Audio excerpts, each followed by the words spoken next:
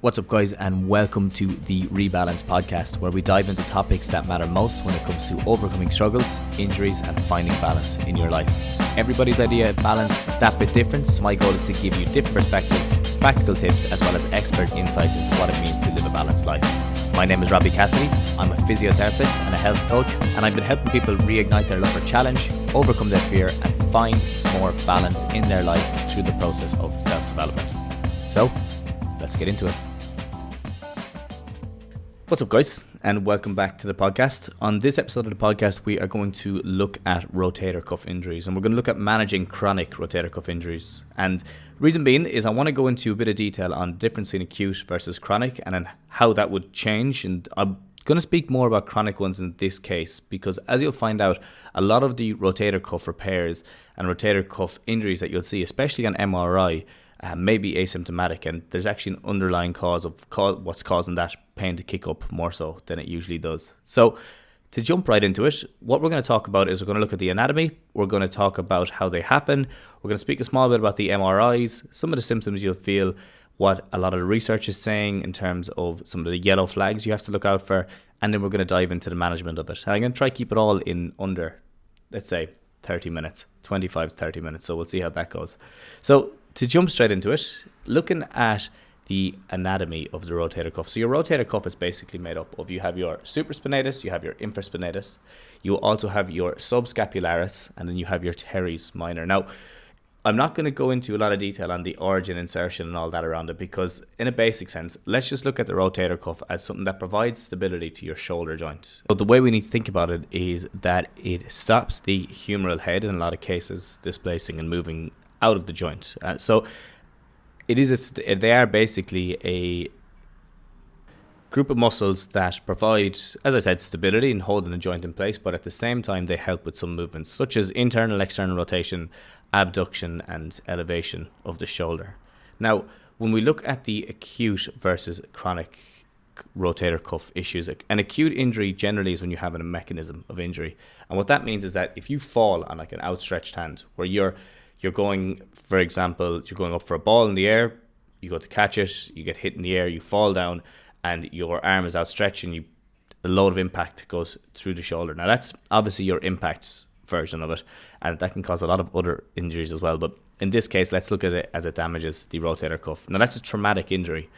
Now, the other side of things is your chronic ones. Ones that kick up, they stick around for maybe 3 to 6 months or even longer, but there's no real reason that they kicked up this time, and that there was no traumatic event or no mechanism of injury that you can remember that would have caused it to kick up. So these are more of your chronic issues, and these are more the recurring issues as well that you'll see around rotator cuff injuries. And with this, often it'll be related to like age-related changes or repetitive movements that cause the pain or cause it to kick up. Now, I'm going to speak about more of the chronic conservative management versus the acute, because the acute management is something that when it happens to you, if you have a traumatic event, you need to go straight away, get it assessed, and make sure that you don't need any surgical intervention or anything like that, that there's a lot more damage done. Because with traumatic injuries, they need a lot more one-to-one treatment because there can be other issues going on as well, whether that be neurological or if it's that you have some other structures in there are damaged as well.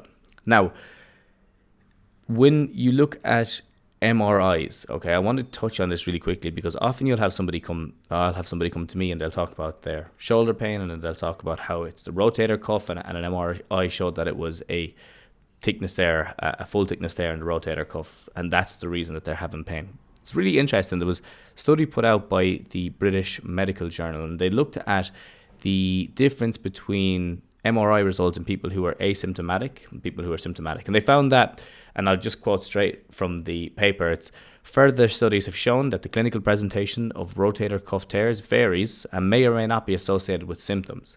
Okay? So the general population of the people that they tested supports that 48.4% of full thickness rotator cuff tears being asymptomatic.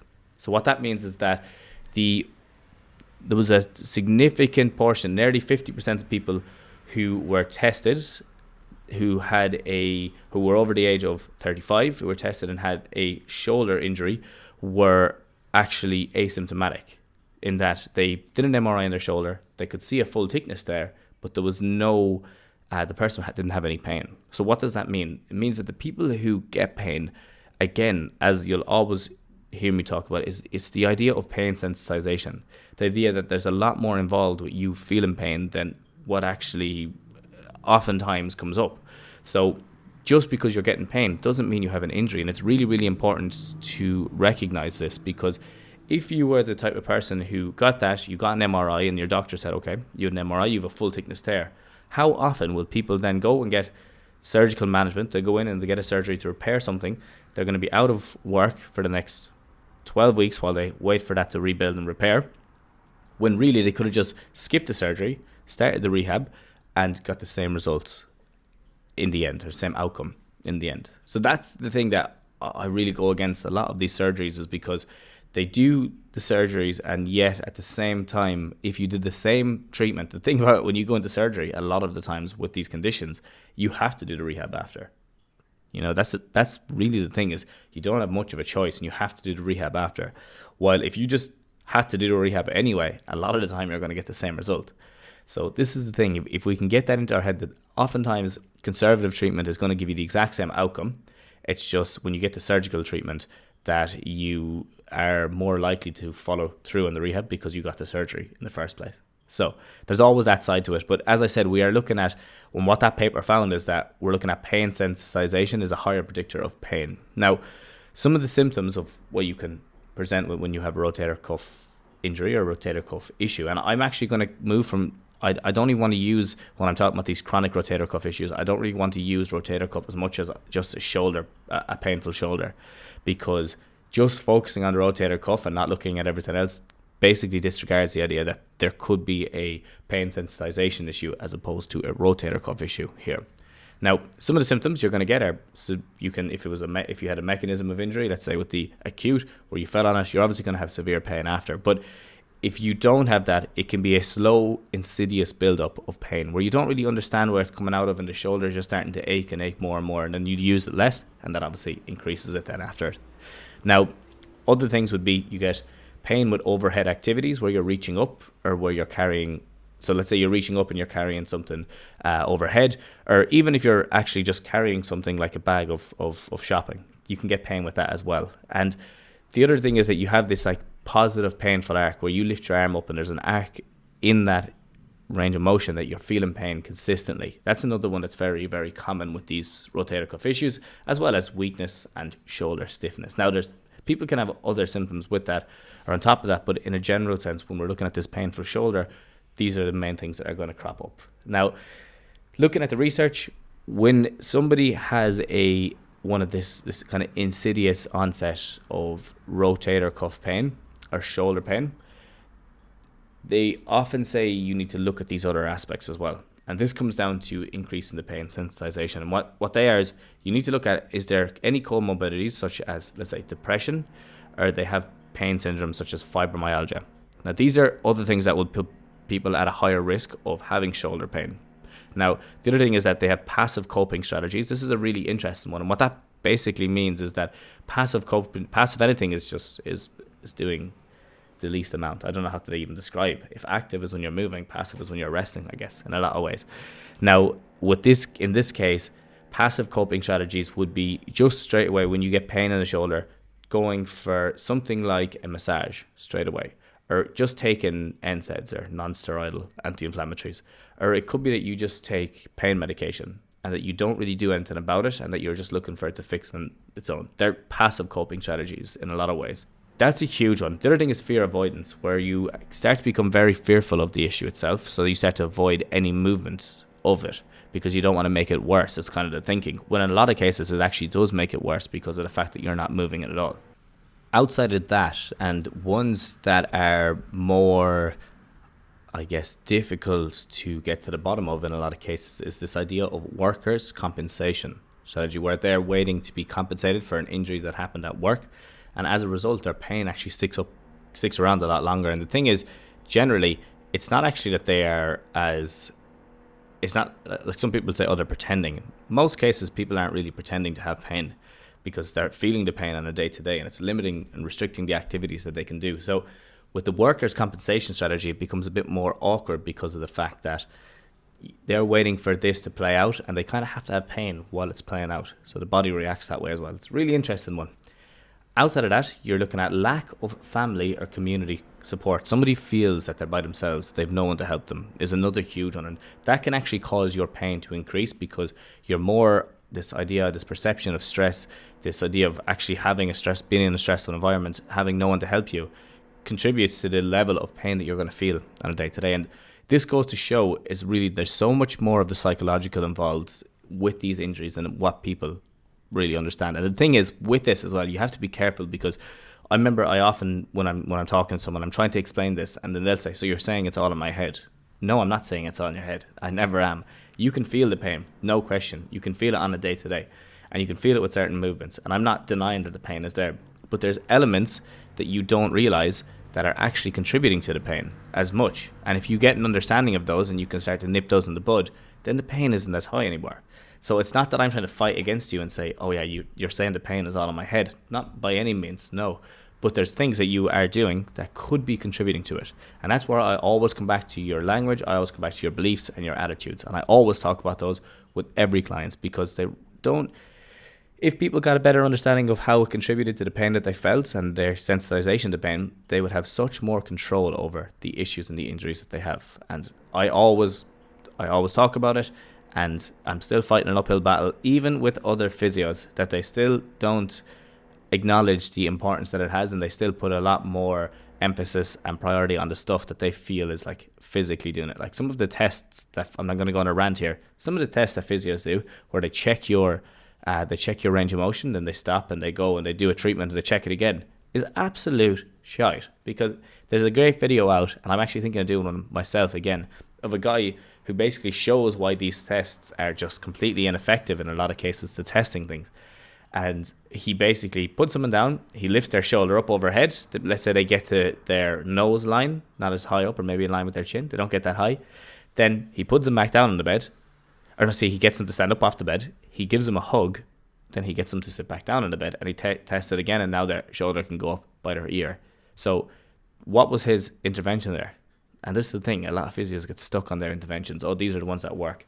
But he had no intervention. He hugged him. That was his intervention. So I digress. I'm going to go back into this again. But it's very interesting to see how people get so stuck to their beliefs, not even from just the client side and the patient side, but more even the physio side and the consultant side as well, which is the other thing that you're always going against at times. Now, management. Management, when we're looking at this, number one, severity is so important.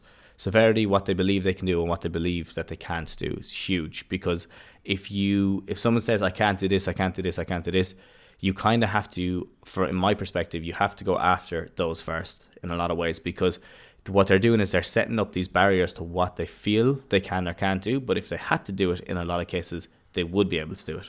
So it's really important to understand that the limitations that you put on yourself will dictate some of the levels of, or will dictate your ability to return.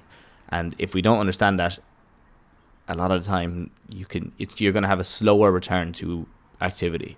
Okay, so I would always say you got to fall back on your basics. If somebody is very sensitized to pain, you need to work on that specifically. And I'm talking to the physios who are listening to this, and I'm talking to you if you're listening to this as well. If you're extremely sensitized to pain, you need to understand why that is and what is contributing to that, from a psychological, some biological, psychological, and a social element. And the social element, as I mentioned, is your community support. What you feel people around you are they trusting. And that's why a lot of the time, one of the biggest predictors, and I think possibly the biggest predictor of an improvement in a condition, is the relationship that a person has with the therapist, because they feel that they're supported in a lot of ways. Now, going back to it, you need to fall back on those basics of turning down that pain sensitization. Now that you understand that just because you had something on an MRI doesn't mean that it's related to the injury that you're feeling, then you can start to, let's start looking at the other things that we can do to start improving that. And it could literally be as simple as going for a swim or getting out and going for a walk. Something to clear your head, something to help you relax that bit more, something that make you feel a bit more comfortable in your body and a bit more confident in your body. And if you can do that, then you'll notice that the pain doesn't feel as bad. If the pain doesn't feel as bad, then you can start to lean into it with certain strengthening exercises. The other thing is that understanding your goal, understanding where you're trying to get back to. If you are a rock climber and you're trying to get back to doing that, obviously that's a lot of shoulder movements. Or if you're someone who does jiu-jitsu, a lot of that is you have a lot of gripping, a lot of pulling, a lot of dragging, or a rugby player, let's say. You need to understand what you're trying to get back to. So if it's, okay, I want to be able to, for rock climbing, I want to be able to climb for 40 minutes or an hour with no pain, perfect. That is a very, very, very specific goal that if you can get back to, and you will be able to get back to it, it's just that it's going to take time and you know what you're trying to get to. But if you just say, I don't want to have any pain anymore, that's very difficult to realize, because then if you go back and you can climb for 30 minutes and then the pain starts kicking up, you're going to say, it's nothing's working. Okay, but even though before you weren't able to climb at all, now you're able to climb 30 minutes, you just need to improve it so you can climb 10 minutes more. Having the right goal is so important with these issues, or with any issue, with any injury. And that's why whenever I talk about back pain, or whenever I talk about shoulder or knee or hip pain, I'm always talking about what is the goal, what can you get back to, and how can you do it. Other than that, when we are focusing on the basics of shoulder pain, the basics of shoulder pain are push, pull, lift, carry, and press. Jesus, I forgot that for a second. What's up, guys? Robbie here. I hope you are enjoying the podcast so far. I want to take a moment just to personally ask you for your help. If you're enjoying the podcast, would you be willing to share it with someone you think would love it too? Maybe a friend, family member on social media, or even if you just brought it up in conversation with someone you know. The recommendation means the world to us, and it's because of people like you that we get to be able to produce this podcast on a weekly basis. So thank you so much for your support so far, and I would love if you could help us reach even more people who could benefit from it too. Really appreciate you, and we're going to jump straight back to the podcast. So now that you understand the basics of it, now obviously you have like your rotation, your circumduction, there's other movements like that, but in terms of from a strengthening point of view, as long as you've gotten a good understanding of your push, pull, press, lift, and carry, then you can start putting together a bit of a plan on what you want to do in the gym and what you can do at home to develop strength in each of those areas. And just understanding that you can work on those movements. One of the biggest ones that's missed, I would say, is carry. People do everything else because they're in the gym and they're used to doing it, but they never carry because they don't like carrying, because carrying is boring, like farmers carries and stuff like that. They're boring. I'm not a big fan of doing them myself, but you can fit them in other ways. If you do something like a deadlift, you can just hold it at the top for a bit longer. You don't have to do straight 45-second long carries. Now, if it gets to the point that you're having trouble, then you probably do need to do more carries, and then you start to squeeze those in. Okay, I understand that. But you can squeeze in your carries a small bit more with doing like bar hangs, anything that you're gripping. Anything that you're gripping and holding is going to activate the shoulder or rotator cuff. Okay, and that's a really simple one to think back on. Anything that you grip, whether that be a bar hang, a deadlift, if you're basically any exercise that's not specifically pushing with the shoulder, a lot you're gripping, and you're obviously gripping with pushing as well, but let's not get into the semantics of it. But if you can include more gripping exercise where you're gripping for longer, then you can slowly but surely find improvement in those. Okay, so you don't just have to go straight for the farmer's carry, the heavy one. But if it's something that you've avoided for a while, then I would do that. But you can add it to other things as well. Now, understanding which exercises are causing the most trouble is really, really important, because you don't want to just go back in. If you know that the overhead press is going to flare it up straight away, you don't want to just go in and start lumping on the overhead press and doing loads and loads of reps again, because that's just going to cause it to kick up. You're going to get a lot of pain. You're going to start taking painkillers. You're going to start resting. You're going to start avoiding movements, and you're going to develop this fear of the overhead press. And then anytime you go to press anything into a shelf where you pick up a bag of sugar and you go to put it on the shelf up there, you're going to have pain with it. Okay, so we can't just avoid activities altogether. We just need to look at how we can cut that in half and then rebuild and progressively overload them again after that fact. Now, it might be, the other thing is, once you start to understand which ones give you the most pain, it might not be right at the time. Obviously, there's certain ones that give you pain at the time, no question. But it could be that you need to look at what gives you the most pain the next day after that. Because if you understand that, then you can start to control it. And this comes back to more of you can also have like your tendinopathies, your bursitis, stuff like that as well. So with these, in this case, understanding what the pain is like at the time and the next day is really important. And then managing it. So you're changing the weight, you're changing the reps, you're changing the intensity, you're changing the time. You're messing around with all these things. You're putting them at the start and at the end. You're warming up properly before you do it. You're building up. You're not just going straight into a heavy weight. All of these things come into it, and they all come into the solution for the problem, because there's a way to fix it. That's the thing. You just need to figure out what is specific for you. And it's interesting, this is at every level, from grassroots level of people starting out in the gym to people who are literally professional athletes. And I see it all the time with professional athletes as well, that they're so used of just jumping back into it that a lot of times they don't start small and build up, because they know in their head, well, I'm able to press whatever 50 kilo overhead, so if I go back to 45 kilo, that might be it. Well, really, you probably should drop back to 15 or 20, see how you're feeling, see how it reacts, and then build it up. And it's so common. So everyone is guilty of it, not just you. Now, other things, as I said, the gripping is really, really important. Some of the exercises I like to include are, when you're looking at these shoulder issues, I love a single arm row. I just think it's such a good exercise for improving shoulder strength, as well as just improving the whole rotator cuff muscle and whole rotator cuff complex and rotator cuff area and your shoulder complex and the back. I think it's so good for it. Other things could be farmer's carries, as I mentioned. It could be bar hangs. Bar hangs are really good as well. They don't add a lot of weight, and it's a great way of testing your grip. And you know, if you can't do a bar hang for too long, your grip is probably an issue, so you can work on that a small bit more. Farmer's carries, as I said, scapular pull-ups. Scapular pull-ups are a great one. Banded pull-aparts, another one that's often missed. It just really targets like the upper traps, the back. Very, very important. When you're looking at mobility, let's look at not just your shoulder mobility, look at your neck and thoracic spine, and then look at your shoulder mobility. Things like that could be like a thoracic rotation, a thread the needle rotation. It could be that you just go back to normal neck movements where you're coming here and here. It could be that you're looking at a black burn on the ground or an I, Y, and T. Okay, there's loads of these. As I mentioned before, your banded dislocates are a great one of getting everything and tying it together. So it's just finding out what movements you're able to do that aren't going to cause the pain to kick up a lot. You can build a tolerance to them, and then you can over time look to, you have your goal, you know what you're trying to get back to, and you're just slowly but surely reintegrating yourself into that. Really, really important.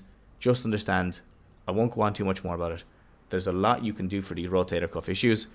Let's stop maybe just defining it specifically as rotator cuff issues, and let's look at more of like a shoulder pain or shoulder complex. The painful shoulder is what they call it a lot. Adam Meekins has a good course on it. But if you can understand that what you see on the MRI is not always indicative of pain, then you can get a better understanding of what to do about it. And as I laid out already in the management side of things, there's often things that are missed. You can't just look at adding exercises, as other things are going to play a role as well. And understanding what those other factors are is huge. As well as I said, that pain sensitization. First off, come back to that, then look at everything else. Okay. But last thing, MRI, I mentioned there, 50% of the people, or very close to 50% of the people who had no shoulder pain, had an asymptomatic shoulder, had a rotator cuff tear on MRI, and that was a full thickness tear. So don't always believe the MRIs, all right? My last thing, if you go to a consultant and the consultant starts recommending surgery for something, and you now know this, just remember the thing that if you go to a Volkswagen garage and you are looking for a Ford, which is not going to be there, you're not going to get it, you're only going to be offered Volkswagens. The same as if you go to a surgeon and you ask for conservative treatment, best of luck getting conservative treatment. Okay? It's important to understand that. Really, really important. The same thing as if you come to me looking for surgery, all I can do is tell you to go meet a surgeon. So you have to understand what your outcomes are when you go to these situations, when you get yourself in these situations. But that's all for me today. Hopefully everyone was able to pick up something off of that. If you know anyone who had this issue or is having this issue, definitely send this podcast on to them. Thank you so much for listening. I really, really appreciate you listening in, because it makes a big difference to the podcast. The podcast has really grown the last couple of months, and it's thanks to you for sharing it with friends and for sharing it with family. And as always, if there's anything that you need, or if you have any questions, just get in contact with me, Mobility Tutor. So on Instagram, TikTok, and YouTube also, or you can email me at info@mobilitytutor.com. That is everything for me today. I will chat to you all again soon. Have a good one. Okay guys, thank you so much for listening to today's podcast. I hope you enjoyed the show. If you're looking to learn more about what we do, as well as check out any of the mobility and rehab programs we have available, just head over to the description of this podcast and you will find a link to all the programs there. As always, thank you for listening, and I will chat to you all again in the next episode. Have a good one.